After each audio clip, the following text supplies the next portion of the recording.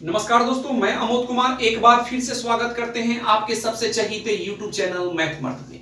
दोस्तों, आज की इस वीडियो में हम आपको चक्रवृद्धि ब्याज निकालने के लिए बहुत ही एक यूनिक जबरदस्त कंसेप्ट हम आपको बताएंगे। अगर इस कंसेप्ट को अगर एक बार समझ लेते हैं तो बहुत ही कम समय में आप चक्रवृद्धि ब्याज को निकाल सकते हैं।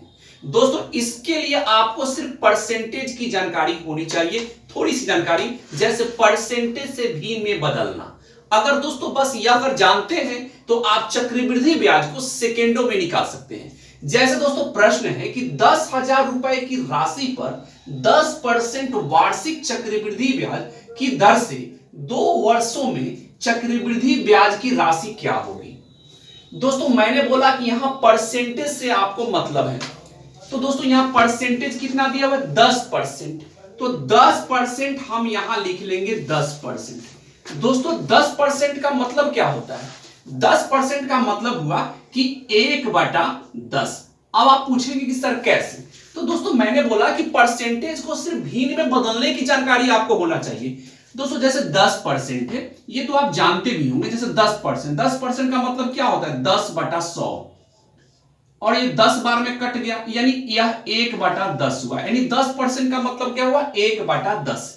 अब दोस्तों एक बात बताइए, ब्याज जब चक्रवृद्धि ब्याज पर जब आप पैसा किसी से कर्ज लेंगे तो ब्याज तो क्या होता है बढ़ता है, घटता तो नहीं है। तो दोस्तों इसके लिए हम क्या करेंगे कि 10 में ऊपर वाला जो 1 है उसको हम ऐड कर लेंगे, मतलब जोड़ देंगे। तो 10 में 1 जोड़ देंगे तो ये हो जाएगा 11, और 22 में आपका 10 हो जाएगा। बस दोस्तों डायरेक्ट आप एग्जाम में जब क्वेश्चन पूछे तो ये काम मन में ही कर लेना, यानी 10% का मतलब 11/10। ये आप पहले अपने माइंड में नोट कर लेंगे। जब भी जैसे ही 10% बोले 10% का मतलब 11/10।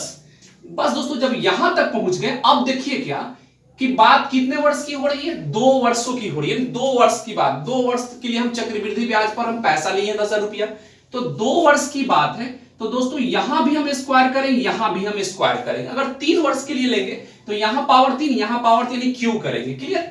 बात को आप समझ भी रहे होंगे। चलिए 11 यानी स्क्वायर करते हैं, क्या करते हैं स्क्वायर कर लेंगे। इसका भी हम क्या कर लेंगे स्क्वायर कर देंगे। 11 का स्क्वायर करिएगा तो ये हो जाएगा आपका 121, और 10 का स्क्वायर कीजिएगा तो ये आपका हो जाएगा 100। ये तो बात हो गई क्लियर। अब दोस्तों हमेशा एक बात याद रखिएगा कि ऊपर वाला जो होता है वह आपका अमाउंट होता है, यानी कि मिश्रधन होता है, और नीचे वाला प्रिंसिपल होता है, यानी कि मूलधन होता है। मूलधन तो आप समझ रहे होंगे, जैसे हम किसी से जो पैसा हम कर्ज लेते हैं वह आपका मूलधन हुआ, और समय जितने समय के लिए लेंगे 2 साल 3 साल के लिए, और जब पैसा हम लौटाएंगे तो मूलधन के साथ हम ब्याज भी जोड़कर जो हम पैसा लौटाते हैं उसे हम अमाउंट बोलते हैं, यानी मिश्रधन बोलते हैं। तो मिश्रधन ऊपर वाला होता है और नीचे वाला क्या होता है प्रिंसिपल होता है। ये बात आप समझ लीजिए। अब दोस्तों हाँ, और दोनों का डिफरेंस समझते होंगे कि ब्याज क्या होता है, चक्रवृद्धि ब्याज क्या होता है। तो चक्रवृद्धि ब्याज क्या होता है दोस्तों, या साधारण ब्याज क्या होता है, ये तो आप समझते होंगे कि मिश्रधन और मूलधन का जो अंतर होता है, ठीक है, यानी कि अमाउंट और प्रिंसिपल का जो अंतर होता है वही तो आपका ब्याज होता है, यानी दोनों का डिफरेंस होगा वही आपका कंपाउंड इंटरेस्ट होगा। क्लियर? यानी दोनों का जो डिफरेंस होगा अमाउंट का प्रिंसिपल का वही आपका कंपाउंड इंटरेस्ट होगा, वही आपका ब्याज होगा। तो 121 में और 100 में कितने का डिफरेंस है 21 का डिफरेंस है, तो हम 21 लिख लिए। अभी दोस्तों आपका आंसर नहीं आया, क्योंकि दोस्तों आपका जो आप पैसा जो कर्ज लिए हैं वह आपका 10,000 रुपए, यानी मूलधन यहां 10,000 है और यहां क्या है 100 है। अब 100 को दोस्तों 10,000 आपको बनाना होगा, तो 100 को 10,000 बनाने के लिए अगर दोस्तों इसको हम 10 से मल्टीप्लाई कर देंगे, सॉरी हाँ 100 से मल्टीप्लाई करेंगे 10,000, 100 को 10,000 आपको बनाना है तो 100 से मल्टीप्लाई करना होगा, तभी तो जाकर 10,000 रुपया होगा। तो यहां 100 से हम मल्टीप्लाई करेंगे तब जाकर यह 10,000 होगा, यानी कि आपके प्रश्न में प्रिंसिपल 10,000 दिया हुआ है, तो नीचे वाला प्रिंसिपल है 100 था, और 100 को 10,000 बनाना है तो 100 से मल्टीप्लाई करेंगे तभी तो 10,000 रुपया होगा। तो ये बात आप समझ लीजिए। तो क्या किए कि 100 से मल्टीप्लाई करके हम 10,000 रुपया ला रहे हैं, यानी मूलधन हम बना रहे हैं। तो यहां भी हमें ब्याज निकालने के लिए कहा जा रहा है तो हम ब्याज जो मेरा जो 21 है इसमें भी हम 100 से मल्टीप्लाई करेंगे, तभी तो 10,000 रुपया का हम चक्रवृद्धि ब्याज निकाल पाएंगे। ठीक है, तो कंपाउंड इंटरेस्ट यानी 21 में अगर हम 100 से मल्टीप्लाई कर देंगे तो ये हो जाएगा 2100, यानी आपका कंपाउंड इंटरेस्ट जो निकल कर आएगा वह होगा 2100 रुपया आपका चक्रवृद्धि ब्याज होगा।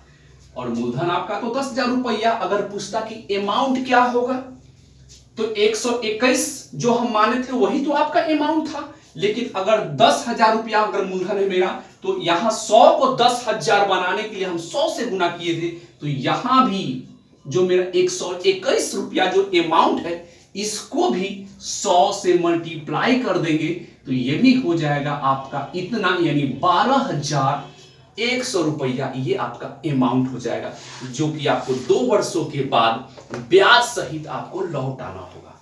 दोस्तों मैं उम्मीद करता हूं कि ये बहुत ही यूनिक कंसेप्ट समझ में आपको आ गया होगा। अगर दोस्तों अगर समझ गए होंगे तब तो आपसे एग्जाम में जब पूछा जाए ये प्रश्न तब तो दोस्तों आप सेकंडों में हमसे सॉल्व कर सकते हैं।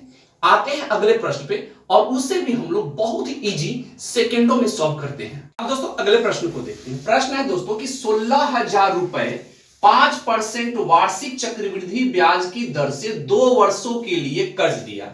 ठीक है, कर्ज दिया तो समय की समाप्ति पर मुझे कितनी राशि प्राप्त होगी। क्वेश्चन को तो आप समझ गए होंगे कि मैंने 16,000 रुपया किसी को 5% चक्रवृद्धि ब्याज पर मैंने किसी को दिया। कितने वर्ष के लिए? 2 वर्षों के लिए मैंने कर्ज दिया। तो जब समय 2 वर्ष जब पूर्ण जाएगा, समय जब समाप्त हो जाएगा तो मुझे कितनी राशि प्राप्त होगी। तो जो राशि जो हमें प्राप्त होगी 2 वर्षों के बाद, वहां तो मूलधन के साथ साथ ब्याज भी हमें प्राप्त होगा। यानी दोस्तों यहां हमसे अमाउंट यानी कि मिश्रधन हमसे निकालने के लिए कहा जा रहा है। तो दोस्तों परसेंटेज से आपको मतलब है 5%।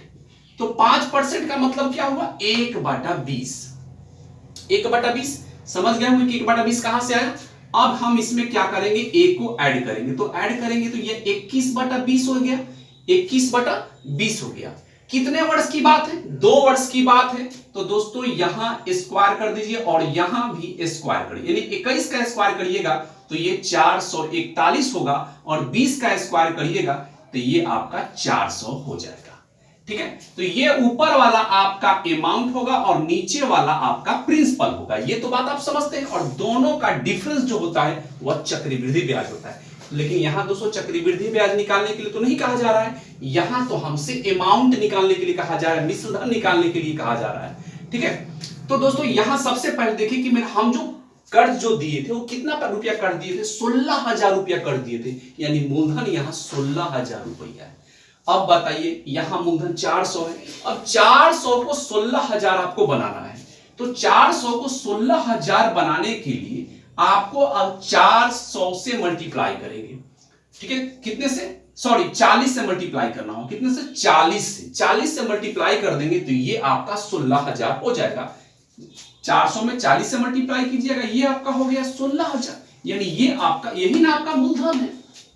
तो दोस्तों यहां हम 40 से मल्टीप्लाई किए तो यहां भी हम 40 से मल्टीप्लाई कर देंगे तो ये मेरा अमाउंट निकल कर आ जाएगा, मिश्रधन निकल कर आ जाएगा, यानी ये हो जाएगा 0 4 16, ये हो जाएगा 17, यानी कि 17,640 रुपया ये आपका अमाउंट हो गया, और ये तो आपका प्रिंसिपल है। और दोनों का अगर चक्रवृद्धि ब्याज पूछता है दोस्तों, अगर पूछता है कि चक्रवृद्धि ब्याज क्या होगा, तो दोनों का डिफरेंस जो होगा वही तो आपका कंपाउंड इंटरेस्ट होगा।